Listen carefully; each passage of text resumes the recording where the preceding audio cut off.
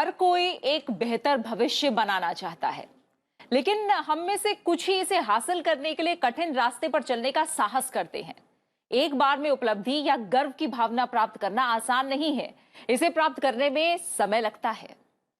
अपने लक्ष्य को प्राप्त करने के लिए आज आप जिस संघर्ष से गुजरेंगे वो आपको एक बेहतर भविष्य बनाने में मदद करेगा। सफल लोग वही होते हैं जिन्होंने सभी दुखों और कष्टों को झेला है और हार नहीं मानी है।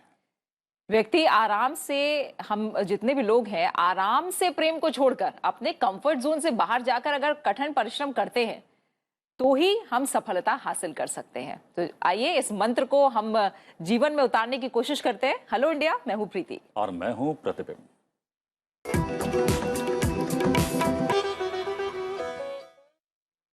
और शुरुआत राष्ट्रीय खबरों से। प्रधानमंत्री नरेंद्र मोदी ने महाराष्ट्र के पवित्र धार्मिक स्थल पंढरपुर में बेहतर आवागमन के लिए कई सड़क और पालकी मार्ग की सौगात दी है। प्रधानमंत्री ने कहा है कि भगवान विट्ठल का दरबार हर किसी के लिए समान रूप से खुला है। यही भावना उन्हें देश के विकास के लिए प्रेरित करती है। सबको साथ लेकर सबके विकास के लिए प्रेरित करने की बात कहते हुए नरेंद्र मोदी ने वीडियो कॉन्फ्रेंसिंग के जरिए महाराष्ट्र के पंढरपुर में 2 राष्ट्रीय राजमार्गों के कुछ हिस्सों में 4 लेन के निर्माण कार्य की आधारशिला रखी।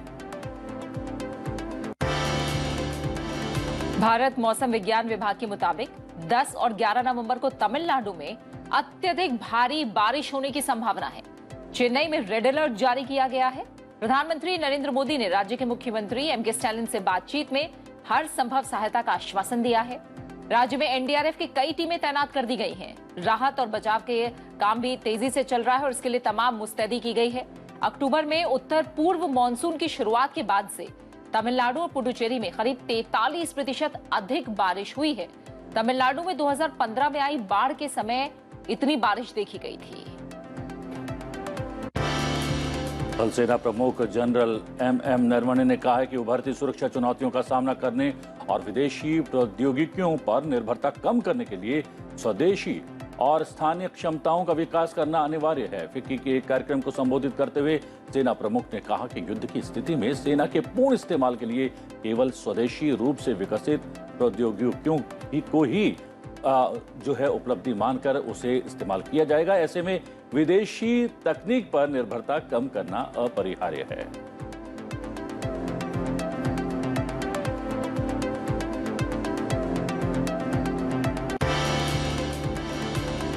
राष्ट्रपति रामनाथ कोविंद ने पूर्व केंद्रीय मंत्री अरुण जेटली, सुषमा स्वराज और पूर्व रक्षा मंत्री जॉर्ज फर्नांडिस को मरणोपरांत पद्म विभूषण से सम्मानित किया।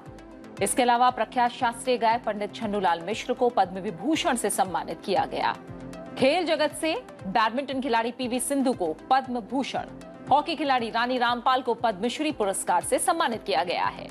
फिल्म जगत से अभिनेत्री कंगना रनौत और गायक अदनान सामी को पद्मश्री से सम्मानित किया गया। इसके अलावा पहली बार बांग्लादेश के लोगों को पद्म पुरस्कार दिए गए हैं। विभिन्न क्षेत्रों में उत्कृष्ट काम करने वाले 141 लोगों को साल 2020 के पद्म पुरस्कारों से सम्मानित किया गया।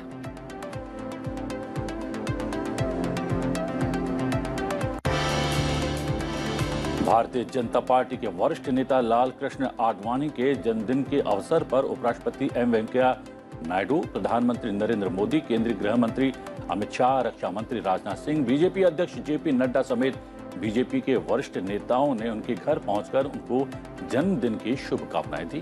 प्रधानमंत्री हर वर्ष लालकृष्ण आडवाणी के जन्मदिन पर बधाई देने उनके निवास पर जाते रहे हैं।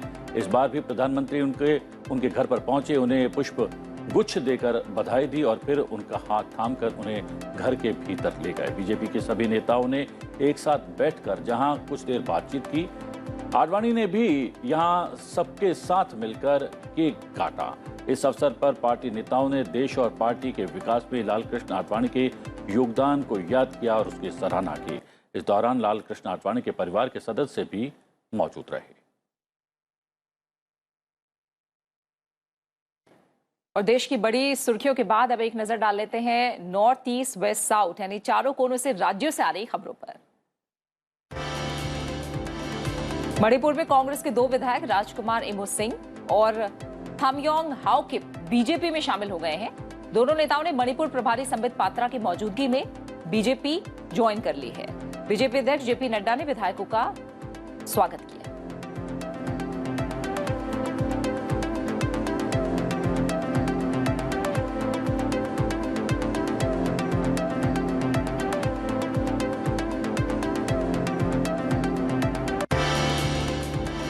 उत्तर प्रदेश के मुख्यमंत्री योगी आदित्यनाथ ने रामपुर में 63 करोड़ 59 लाख रुपए की परियोजनाओं का लोकार्पण किया है और शिलान्यास किया है। साथ ही उन्होंने विभिन्न योजनाओं के लाभार्थियों को प्रमाण पत्र भी वितरित किए। मुख्यमंत्री ने कहा कि विकास उनकी सरकार की प्राथमिकता है।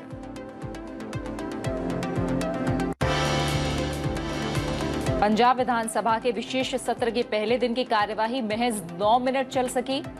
मुख्यमंत्री चरणजीत सिंह चन्नी के नेतृत्व में पहले दिन विभिन्न शख्सियतों को श्रद्धांजलि अर्पित की गई। इसके बाद सदन को 11 नवंबर तक के लिए स्थगित कर दिया गया। भोपाल के कमला नेहरू अस्पताल में आग लग गई, 4 बच्चों की मौत हो गई, 36 बच्चों को बचा लिया गया।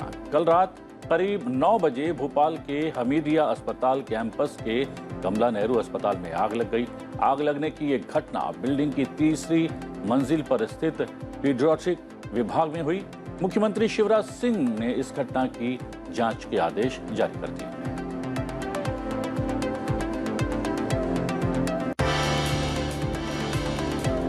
16 नवंबर को शराबबंदी पर उच्च स्तरीय बैठक हुई है। बिहार में शराबबंदी के बावजूद 6 दिन के अंदर जहरीली शराब से 40 लोगों की मौत के बाद नीतीश कुमार एक्शन में आ गए हैं। उन्होंने 16 नवंबर को बिहार में शराबबंदी पर उच्च स्तरीय बैठक बुलाई है। नीतीश कुमार ने साफ किया है कि शराब माफियाओं के खिलाफ सख्त कार्रवाई की जाएगी। छत्तीसगढ़ के सुकमा जिले में अपने ही साथियों पर फायरिंग करने के मामले में जांच के आदेश जारी कर दिए गए हैं। सीआरपीएफ ने प्रथम दृष्टया इस घटना को तनाव के कारण होना बताया है। कल रात हुई इस घटना में 4 जवान मारे गए और 3 घायल हो गए।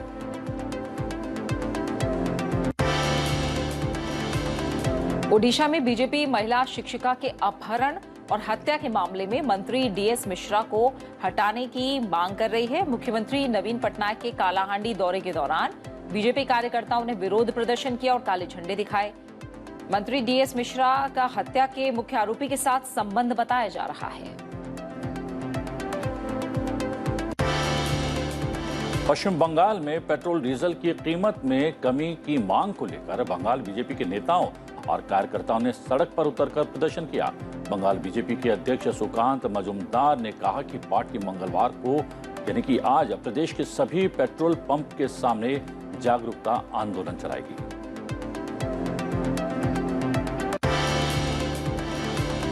भगवान सूर्य की आराधना के साथ छठ पर्व की शुरुआत कल हो चुकी है। नहाए खाए से घाटों पर श्रद्धालुओं की भीड़ उमड़नी शुरू हुई। आज विशेष प्रसाद ग्रहण करने का दिन यानी खरना है। छठ घाटों पर पूजा अर्चना के लिए विशेष व्यवस्थाएं की गई हैं।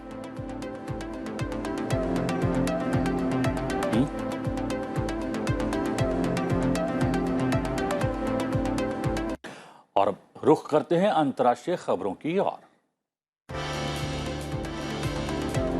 दुनिया से अमेरिका ने कई देशों के यात्रियों पर कोविड-19 की वजह से लगाए यात्रा प्रतिबंध हटा लिए हैं। इन देशों में मेक्सिको, कनाडा, यूरोप के ज्यादातर देश शामिल हैं। हवाई यात्रा के नए नियमों के तहत इन देशों के वही यात्री अमेरिका की यात्रा कर सकते हैं जो विश्व स्वास्थ्य संगठन की ओर से आपात इस्तेमाल के लिए मंजूर किए गए कोविड-19 रोधी टीके की पूर्ण खुराक ले चुके हों। यात्रियों को पूर्ण टीकाकरण के प्रमाण पत्र और संक्रमित न होने की पुष्टि करने वाली रिपोर्ट दिखानी होगी।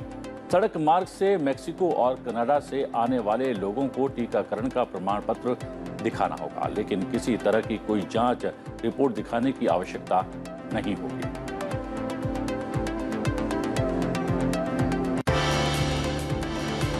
जापान के पूर्व प्रधानमंत्री शिंजो आबे और यूएस के दिवंगत वैज्ञानिक नरेंद्र सिंह कापनी को पद्म विभूषण सम्मान मिला है। यूएसए के श्रीकांत दातार, इंडोनेशिया के वाइन, साथ ही ग्रीस के निकोलस कजानस, इसके अलावा अमेरिका के ही रतनलाल, स्पेस के फादर वेलिस को मरणोपरांत, साथ ही बांग्लादेश की संजीदा खातून और बांग्लादेश के 1971 युद्ध के नायक काजी सज्जाद अली जाहिर और भारत में पूर्व उच्चायुक्त मोहम्मद अली को पद्मश्री पुरस्कार से सम्मानित किया गया। पहली बार बांग्लादेश के लोगों को पद्म पुरस्कार दिए गए हैं।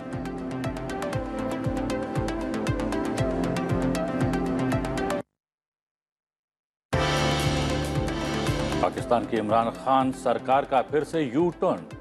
इस्लामाबाद में बनने वाले हिंदू मंदिर की मंजूरी रद्द कर दी गई है। जमीन देने से भी इनकार कर दिया गया है। इमरान खान सरकार के अंडर आने वाली कैपिटल डेवलपमेंट अथॉरिटी ने मंदिर के लिए जमीन आवंटन या एलोकेशन रद्द कर दिया है। इस मंदिर को लेकर सरकार की काफी तारीफ हो रही थी।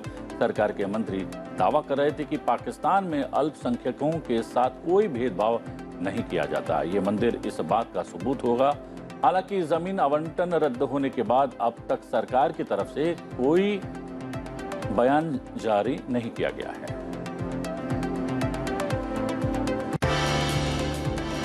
अफगानिस्तान में विश्व स्वास्थ्य संगठन और संयुक्त राष्ट्र बाल एजेंसी ने 4 दिवसीय राष्ट्रव्यापी पोलियो टीकाकरण अभियान शुरू कर दिया है। पिछले 3 वर्षों के बाद ये देश का पहला राष्ट्रव्यापी पोलियो उन्मूलन अभियान है। इस दौरान 5 साल तक के बच्चों को पोलियो की खुराक दी जाएगी। ये जानकारी अफगान के जन स्वास्थ्य मंत्रालय ने दी है। तालिबान के नियंत्रण के पहले पिछले 3 वर्षों के दौरान लगभग 33 लाख बच्चों को पोलियो की खुराक नहीं दी जा सकी थी।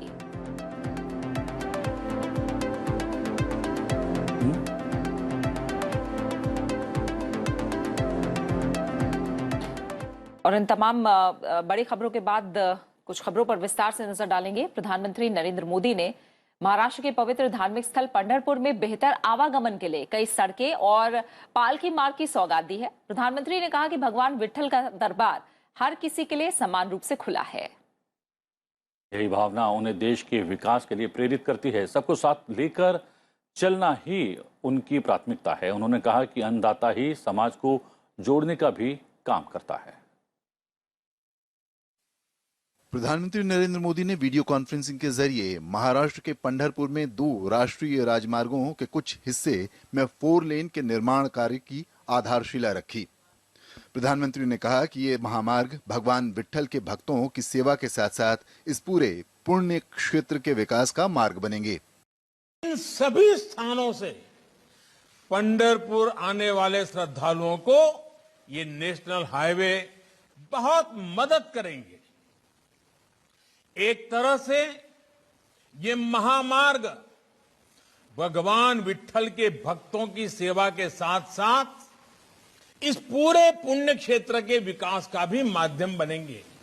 प्रधानमंत्री ने श्री संत ज्ञानेश्वर महाराज पालकी मार्ग और संत तुकाराम महाराज पालकी मार्ग का शिलान्यास भी किया। दोनों तरफ पालकी के लिए विशेष मार्ग के निर्माण से श्रद्धालुओं को सुविधा होगी। सैकड़ों साल की गुलामी में ये देश जकड़ा गया। प्राकृतिक आपदाएं आई, चुनौतियां आई, कठिनाइयां आई, लेकिन भगवान विट्ठल देव में हमारी आस्था, हमारी दिंडी वैसे ही अनवरत चलती रही। प्रधानमंत्री ने कहा कि सैकड़ों साल की गुलामी, आपदाएं और चुनौतियों के बावजूद भगवान विट्ठल में लोगों की आस्था अनवरत बनी रही है। केंद्रीय परिवहन और राजमार्ग मंत्री नितिन गडकरी ने कहा, राज्य सरकार के साथ मिलकर राजमार्गों के किनारे बुनियादी सुविधाओं का विकास किया जाएगा। विशेष रूप से रोड साइड एमिनिटीज भी हम बनाने वाले हैं। आपके सहयोग से कुछ काम में हम भी मदद करने की कोशिश करेंगे। एक संयुक्त मीटिंग लेकर महाराष्ट्र सरकार में भी उसमें जो भी सहयोग होगा वो निश्चित रूप से हम करेंगे। कार्यक्रम के दौरान प्रधानमंत्री ने विभिन्न राष्ट्रीय राजमार्गों पर 223 किलोमीटर से अधिक लंबी सड़क परियोजनाओं का भी लोकार्पण किया। पंढरपुर और उसके आसपास बुनियादी ढांचे में सुधार से महाराष्ट्र के लाखों श्रद्धालुओं को फायदा होगा और पंढरपुर जाने वालों के लिए वार्षिक तीर्थ यात्रा सुरक्षित हो जाएगी। आइए जानते हैं आज के दिन से जुड़े इतिहास के बारे में और आपको बताते हैं कि इतिहास के पन्नों में 9 नवंबर के नाम क्या खास घटनाएं दर्ज हैं। 9 नवंबर वर्ष 1947 में जूनागढ़ रियासत का भारत गणराज्य में विलय हुआ। जूनागढ़ का भारत में विलय 15 अगस्त को नहीं बल्कि आज ही के दिन हुआ था। आजादी वाले दिन ही जूनागढ़ के नवाब मोहम्मद महाबत खान तृतीय ने पाकिस्तान में विलय का निर्णय लिया। अगस्त से शुरू हुए जूनागढ़ के विलय का यह अध्याय नवंबर में तब खत्म हुआ जब सरदार पटेल ने वहां सेना भेजने का निर्णय लिया। भारत की सेना ने जूनागढ़ को घेर लिया। इस तरह से जूनागढ़ 9 नवंबर को भारत का हिस्सा बना। 9 नवंबर वर्ष 1953 में कंबोडिया ने फ्रांस से स्वतंत्रता प्राप्त की। कंबोडिया से पूर्व इसे कंपूचिया के नाम से भी जाना जाता है। इसका नेतृत्व राजा से राजनेता बने नोरोडोम सिहानोक ने किया। पनाम पेन इस राजतंत्री देश का सबसे बड़ा शहर और इसकी राजधानी भी है। कंबोडिया का उदय एक समय बहुत शक्तिशाली रहे हिंदू और बौद्ध खमेर साम्राज्य से हुआ, जिसने 11वीं से 14वीं सदी के बीच पूरे हिंद चीन इंडो चाइना क्षेत्र पर शासन किया। 9 नवंबर वर्ष 2000 में भारत गणराज्य के 27वें राज्य के रूप में उत्तराखंड राज्य का गठन किया गया। वर्ष 2000 में अपने गठन से पूर्व यह उत्तर प्रदेश का भाग था।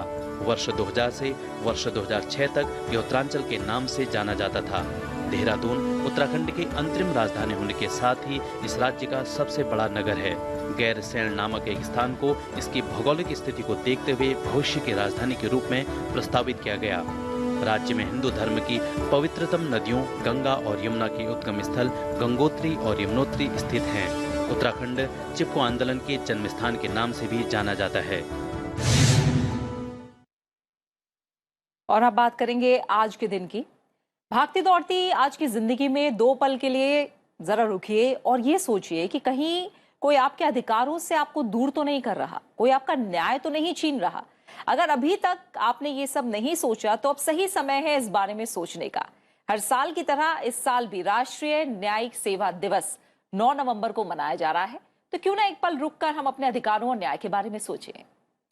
आज कानूनी सेवा दिवस है। दरअसल शिक्षा, शारीरिक और आर्थिक संपन्नता के अभाव में कई वर्ग कानूनी सेवाओं का मुकम्मल लाभ नहीं उठा पाते। इसलिए समाज के कमजोर वर्गों को विशेषज्ञों द्वारा निःशुल्क कानूनी सेवाएं देने के उद्देश्य से मनाया जाता है कानूनी सेवा दिवस। इसके अलावा इस दिन को जनता को उसके कानूनी अधिकारों के बारे में जागरूक करने का प्रयास भी किया जाता है। तो क्यों और कैसे हुई इस दिन को मनाने की शुरुआत, आइए जानते हैं। पुराने जमाने में विवादों का फैसला पंचों द्वारा किया जाता था, लेकिन आज संवैधानिक व्यवस्था के तहत ये काम अब न्यायालय देखते हैं, जहां सभी पक्षों को सुनकर फैसला दिया जाता है। पर यह पाया गया है कि शिक्षा, शारीरिक और आर्थिक संपन्नता के अभाव में कई वर्ग इसका मुकम्मल लाभ नहीं उठा पाते, जैसे गरीब नागरिक, अपाहिज, महिलाएं, बच्चे और आपदा पीड़ित वगैरह। इसी के मद्देनजर भारतीय संविधान का अनुच्छेद 39 अवसर की समानता के आधार पर न्याय को बढ़ावा देने और समाज के गरीब और कमजोर वर्गों को मुफ्त कानूनी सहायता प्रदान करने का प्रावधान करता है। कानूनी सेवा दिवस मनाने के पीछे सर्वोच्च न्यायालय की मंशा थी समाज के कमजोर वर्गों को विशेषज्ञों द्वारा निशुल्क कानूनी सेवाएं देना, ताकि समान न्याय की अवधारणा को बल मिल सके। इस दिवस पर निशुल्क कानूनी सेवाओं के अलावा जनता को उनके कानूनी अधिकारों के बारे में जागरूक करने का प्रयास भी किया जाता है। सर्वोच्च न्यायालय द्वारा वर्ष 1995 से हर वर्ष 9 नवंबर को कानून सेवा दिवस मनाना तय किया गया। आपकी जानकारी के लिए बता दें, कानूनी सेवा प्राधिकरण अधिनियम 11 अक्टूबर 1987 को लागू किया गया था और 9 नवंबर 1995 से प्रभावी हुआ था। लोगों की कानूनी समस्याओं का निवारण शिविरों को लगाकर भी किया जाता है। सरकारी और गैर सरकारी संगठन इन शिविरों और सेमिनार की मार्फत बच्चों, महिलाओं और युवाओं को न केवल जरूरी जानकारी देते हैं, बल्कि कानून प्रणाली पर से बोझ कम कर उन्हें प्रशिक्षित भी करते हैं। भारत जैसे विविधता भरे समाज में कानूनी सेवा दिवस समस्या निवारण में बड़ी उपयोगी भूमिका अदा करता है। प्रीति, अपने न्याय और अपने अधिकारों को जानने के लिए आपको संविधान के बारे में भी जानकारी होना लाजमी है, क्योंकि प्रधानमंत्री ने KYC की अपील की थी, नो योर कॉन्स्टिट्यूशन। अपने संविधान को अगर हम जानेंगे तो हम अपने न्याय के प्रति, अपने अधिकारों के प्रति भी जागरूक रहेंगे। और कहीं ना कहीं आज इस दिन के जरिए एक बार फिर ये रिमाइंड हमें हुआ है कि ठीक बात। अपने अधिकारों के लिए, अपने न्याय के लिए जरूर हर व्यक्ति को जागरूक होना चाहिए। और आइए अब अपने अगले सेगमेंट की तरफ बढ़ते हैं, जो है फिट रहो इंडिया, और इसमें बात होगी सेहत की।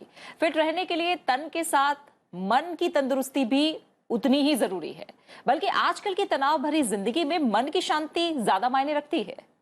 इसलिए आज हम बात करेंगे कैसे अपने एंगर को कंट्रोल करें। बड़े ही नहीं बल्कि कई बार बच्चों में भी बहुत गुस्सा नजर आता है। ऐसे में बच्चों को शांत करने के लिए, उनमें एंगर कंट्रोल करने के लिए एक्सपर्ट की क्या सलाह है, आइए जानते हैं।